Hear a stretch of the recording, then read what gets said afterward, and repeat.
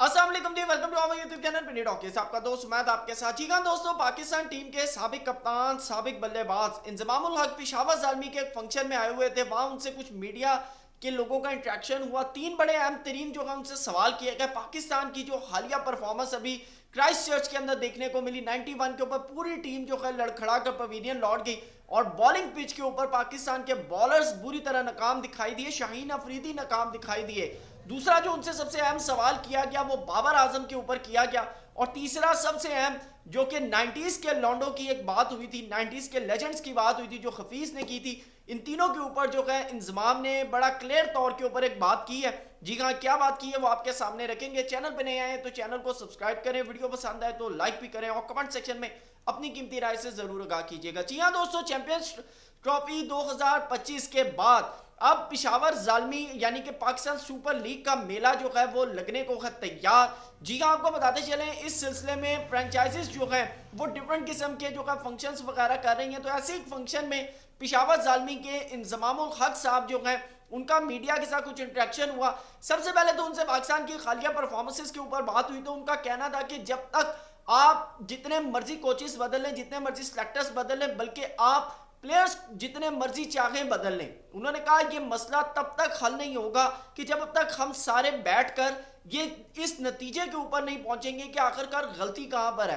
तो मेरे ख्याल से इंजमामुल हक साहब जिस वक्त 2023 वर्ल्ड कप में पाकिस्तान के चीफ सेलेक्टर थे, उस वक्त याजो इंटरनेशनल का बाकायदा तौर पे साया कॉर्पोरेशन का एक पूरा एक मुद्दा निकला। आज तक उसका क्या हुआ किसी को कुछ पता नहीं चला। उसके अलावा आपको बताते चलें कि इंजमामुल हक ही 2023 वर्ल्ड कप के अंदर, एशिया कप के अंदर पाकिस्तान के चीफ सेलेक्टर थे। तो मेरे ख्याल से इनसी भाई से बेहतर किसको पता होगा कि आखिरकार मसला क्या है। मसला बड़ा सिंपल और मैं कहता हूं कि बड़ा इजी सा है।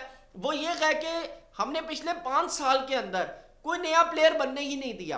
बेंच स्ट्रेंथ के ऊपर हमने कोई रिप्लेसमेंट आने ही नहीं दी। जो हमारे मौजूदा क्रिकेटर्स थे इन्होंने अपनी रिप्लेसमेंट ही तैयार नहीं होने दी। अब जिस वक्त वो प्लेयर आउट ऑफ फॉर्म है, हाँ वो जो प्लेयर्स हैं वो इस वक्त परफॉर्म नहीं कर पा रहे हैं, तो उसका रिजल्ट क्या आ रहा है कि हम पिछले 2-3 साल से हर आईसीसी के इवेंट में, हर एशिया कप के इवेंट के अंदर हम जो है ग्रुप स्टेज से ही बाहर हो रहे हैं। तो गलती जो है वो सिर्फ और सिर्फ ये है कि नया लड़का प्रोड्यूस नहीं हुआ हुआ।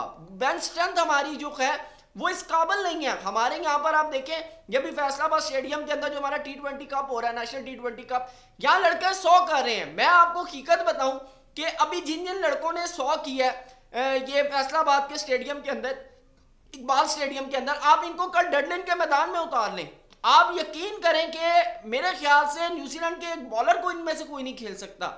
क्यों कि हमारा जो डोमेस्टिक का कल्चर है वो इतना फजूल हुआ है इस वक्त कि इसके ऊपर ना कोई काम हो रहा है, ना कोई मेहनत हो रही है। और सबसे अहम चीज कि जो बड़े प्लेयर हैं, जो लेजेंड्स हैं, वो नहीं चाहते। हमारे 5 मेंटोर हैं, किसी मेंटोर को आपने किसी भी डोमेस्टिक क्रिकेट के अंदर कहीं पर देखा हो, किसी प्लेयर को तैयार करते हुए देखा हो? आप देखें इंडिया के अंदर युवराज सिंह ने एक अभिषेक शर्मा तैयार करके दे दिया। हमारे यहाँ पर आज तक कितने लड़कों ने, कितने लेजेंड्स ने, कितने लड़के तैयार किए? तो सवाल जो है वो सबसे बढ़कर ये है कि गलती जो है वो सबके एंड से हो रही है।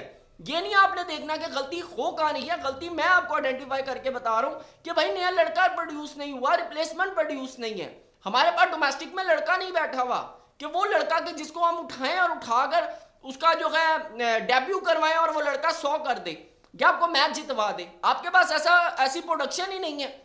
तो और जो लड़के पिछले 10-10 सालों से डोमेस्टिक के अंदर ख्वार हो रहे हैं उनको आप मौका नहीं देते, क्योंकि आपको पता है कि अगर मौका मिल गया, वो कामरान गुलाम आपने लाए, आपने ऑस्ट्रेलिया में खिलाया, साउथ अफ्रीका खिलाया, आपने चैंपियंस ट्रॉफी में उसको नहीं खिलाया। आपने ओडीआई के अंदर साउथ शकील को मौका दिया, चैंपियंस ट्रॉफी के अंदर साउथ शकील ने इंडिया के खिलाफ 60+ रन किए। मैंने उसके ऊपर बाकायदा वीडियो भी की कि भाई 90 की स्ट्राइक रेट से बल्लेबाजी की है उसने, लेकिन उसके बावजूद आपने जो है ओडीआई स्क्वाड से उसको ड्रॉप कर दिया। आखिरकार क्यों? आप देखिए शान मसूद ने कल 4 छक्के मारे, ठीक है, शान मसूद एक अच्छी फॉर्म, आप उसको T20 के अंदर ट्राई करें, नहीं करता, ठीक है भाई, उसकी जगह किसी और को ले, लेकिन मौका तो दें। तो जब तक आप बेंच स्ट्रेंथ अपनी नहीं बनाएंगे, आपके पास रिप्लेसमेंट नहीं होगी प्लेयर्स की, तब तक तो ये मसला रहेगा। क्योंकि हमें ये लगा इस वजह से इतनी देर से कि हमने 2019 के बाद जब से ये टोला आया पाकिस्तान टीम के अंदर, तब से हमने बेंच स्ट्रेंथ बनाई नहीं। फिर उसके बाद ये था कि हमें यही था कि जी कर लेगा कर लेगा कर लेगा कर लेगा। अब आकर जब हम रिसेंटली 2023 एशिया कप से जब से हम ग्रुप स्टेज से बाहर होना शुरू हुए तो चीजें हमारे सामने आना शुरू हो गई। अब हमें पड़ गई कि हमारी क्रिकेट कहां जा रही है। दूसरा उन्होंने बाबर आजम के ऊपर बात की, उन्होंने कहा देखिए बैट फेस जो होता है हर प्लेयर के ऊपर आता है, तो इसका मतलब ये नहीं होता कि आप प्लेयर्स को जो है डिमोटिवेट कर दें, आप उनके कॉन्फिडेंस शेक कर दें। उन्होंने कहा आप कह रहे हैं कि रेस्ट करवाए, रेस्ट तो तब करवाते हैं जब टीम जीतती है, जब टीम हार रही हो तो भाई ड्रॉप किया जाता है। तो सिंपल वर्ड यूज करें कि बाबर और रिजवान को ड्रॉप किया गया T20 से। तो मेरे ख्याल से अगर आप पर्सनली पूछें तो जिस तरह का उनको ड्रॉप करने के बाद उनका एटीट्यूड है कि बाबर आजम जो है वो नेशनल T20 कप नहीं खेले, डोमेस्टिक नहीं खेले।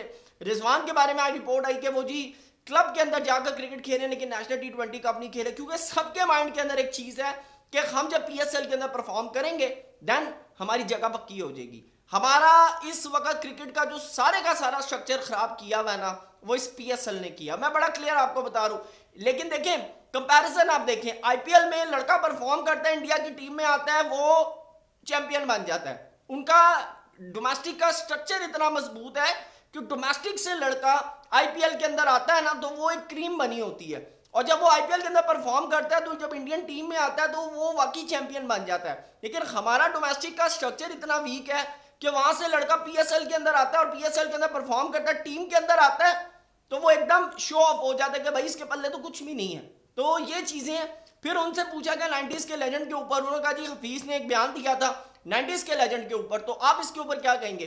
तो उन्होंने बड़ा क्लियरली तौर के ऊपर कहा, उन्होंने कहा अगर पाकिस्तान की क्रिकेट के अंदर से 90s का एरा निकाल देना तो कुछ भी नहीं बचता। तो मैं वैसे यहाँ पर हफीज ने जिस पॉइंट ऑफ व्यू में बात की थी मैं वो बता दूं। उन्होंने कहा था कि आपने कोई ट्रॉफी नहीं जीती, 92 का वर्ल्ड कप निकालने जितना मजबूत बेंच स्ट्रेंथ था, जितना मजबूत बेंच स्ट्रेंथ था, आप देखें नाम देखें ना, सईद अनवर, इंजमाम, मोहम्मद यूसुफ, सिकलैन मुश्ताक, मुश्ताक अहमद, वकार, वसीम, शुएब, अजहर महमूद, शुएब मलिक, शाहिद खान अफरीदी, कितने बड़े बड़े नाम, इजाज अहमद, सलीम मलिक, उसके अलावा जावेद मियादाद, यानी कि अच्छे खासे बड़े नाम थे। उसके बाद फिर कुछ 96 के बाद रिटायर हो गए, कुछ आगे कंटिन्यू किया। तो उनका कहने का मतलब ये था कि आपने 99 का फाइनल खेला, आप हारे, उसके बाद 2002 वर्ल्ड कप खेला, फिर आपने इसके भी चैंपियंस ट्रॉफी खेली, लेकिन आप लोग जीत नहीं सके। उनका बेसिकली कहना, उनका ये कहना था कि देखिए जी हमने तो 2009 का T20 वर्ल्ड कप जीता, 2011 सेमीफाइनल खेला, 2015 में क्वार्टर फाइनल खेला, 2017 की चैंपियंस ट्रॉफी जीती। ये कहना था उसका हफीज का, जो असल मकसद था, जो मकसद से हटाकर जो चीज बात की गई है। उन्होंने ये नहीं कहा कि आप लोग कोई फारक प्लेयर थे, you are a legends, no, इसमें कोई शक नहीं है। लेकिन जहां तक बात है कि 90s के एरा के जो प्लेयर थे, हमारी उस वक्त की जो टीम, हमें तो भाई कोई ट्रॉफी नहीं हारनी चाहिए थी, हमें तो कोई ट्रॉफी नहीं आनी चाहिए थी। हमारा जितना मजबूत उस वक्त क्रिकेट का एरा चल रहा था कि हमारे बॉलर से बैटर्स डरते थे और हमारे बैटर से बॉलर्स डरते थे दुनिया की। उनका कहने का जो मकसद था वो ये था, लेकिन उस मकसद से हटकर जो सवाल किया जा रहा है मेरे ख्याल से वो गलत किया जा रहा है। और हमें उस वक्त जो रिकी पॉन्टिंग ने जो एरा एंजॉय किया ना, वो हमारी टीम को करना चाहिए था। मैं बड़ा क्लियर आपको बता रहा हूँ, उस वक्त जो रिकी पॉन्टिंग या ऑस्ट्रेलिया ने जो एरा एंजॉय किया, जो आज इंडिया कर रहा है, वो एरा हमारा 90s का था, पाकिस्तान क्रिकेट का था। इंजमाम ने बिल्कुल सही बात की कि अगर 90s के लेजेंड निकाल दे तो हमारी क्रिकेट में कुछ नहीं बचता। तो आपकी क्या राय है कमेंट सेक्शन में जरूर बताइएगा। Thank you so much, Allah Hafiz.